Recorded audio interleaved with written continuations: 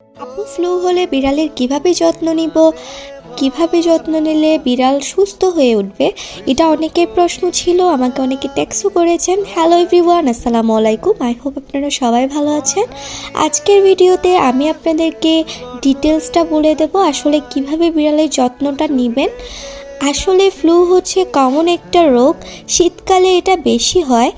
So শীতকালে বিড়ালের take care করাটা অনেক বেশি জরুরি, অনেক বেশি ইম্পর্ট্যান্ট। ফার্স্টে আপনারা ট্রাই করবেন বিড়ালকে শীতকালে গোসল না করানোর, কারণ বিড়াল ঠান্ডা একদমই সহ্য করতে পারে না। যদি বিড়াল ক্যাট ফ্লুতে আক্রান্ত হয় তাহলে বিড়ালকে অন্যান্য বিড়াল থেকে আলাদা করে নেবেন।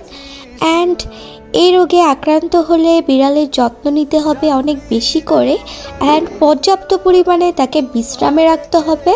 তাকে ঠান্ডা থেকে একদমই দূরে রাখতে হবে, উষ্ণ কোনো স্থানে রাখতে হবে, গরম জামা কাপড় পরাতে হবে এবং তাকে কম্বলের নিচে ঢেকে রাখতে হবে। এখন আসি খাবার কি খাওয়াবে।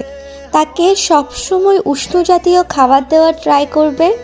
মুরগির স্যুপ, গ্লুকোজ, স্যালাইন, দেন বেশি পরিমাণে খাবার পানি খাওয়াবেন। এই সময় বিড়াল একদমই খেতে চায় না, তাই তাকে অল্প অল্প পরিমাণে খাওয়াতে হবে। অ্যান্ড অনেক বেশি পরিমাণে টেক কেয়ার করতে হবে অ্যান্ড খেয়াল রাখতে হবে যেন পানি শূন্যতা না হয়ে যায়। ক্যাট ফ্লু এর লক্ষণ যদি দেখা দেয় তাহলে যত তাড়াতাড়ি সম্ভব ভেটের কাছে নিয়ে যেতে হবে। ভেটের পরামর্শ অনুযায়ী নিয়মিত ওষুধ খাওয়াতে হবে। সময় মতো ওষুধ সেবন করলে বিড়াল তাড়াতাড়ি সুস্থ হয়ে যাবে। আমরা সবাই জানি ক্যাট ফ্লু হচ্ছে একটা ছোঁয়াচে রোগ। সো যে বিড়ালে ক্যাট ফ্লু হয়েছে তাকে অবশ্যই অন্য বিড়াল থেকে আলাদা করে নিতে হবে। মূলত ক্যাট ফ্লু বিড়ালের হাঁচি ও লালা থেকে ছড়ায়, তাই আমাদের তাদের লিটার বক্স ও খাবারের বাটি আলাদা করে দিতে হবে। অ্যান্ড অন্য বিড়ালের মাঝে যেন ক্যাট ফ্লু না ছড়ায়, অসুস্থ বিড়ালকে যখনই আপনি ধরবেন অথবা ওকে আদর করবেন তখন আপনি ডেটল অথবা স্যাভলন দিয়ে হাতটাকে ওয়াশ করে নেবেন। প্রতি বছর প্রায় অনেক বিড়ালই ক্যাট ফ্লুতে আক্রান্ত হয়, তাই প্রতি বছরই আপনার বিড়ালকে টিকা দেওয়াটা অনেক বেশি ইম্পর্ট্যান্ট।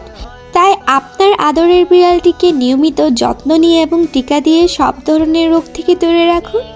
ওকে, আই হোপ ভিডিওটা আপনাদের ভালো লেগেছে। ভিডিওটা ভালো লাগলে লাইক, কমেন্ট, শেয়ার করে প্যাট প্যারেন্টসদেরকে সতর্ক করে দিবেন। Thanks for watching.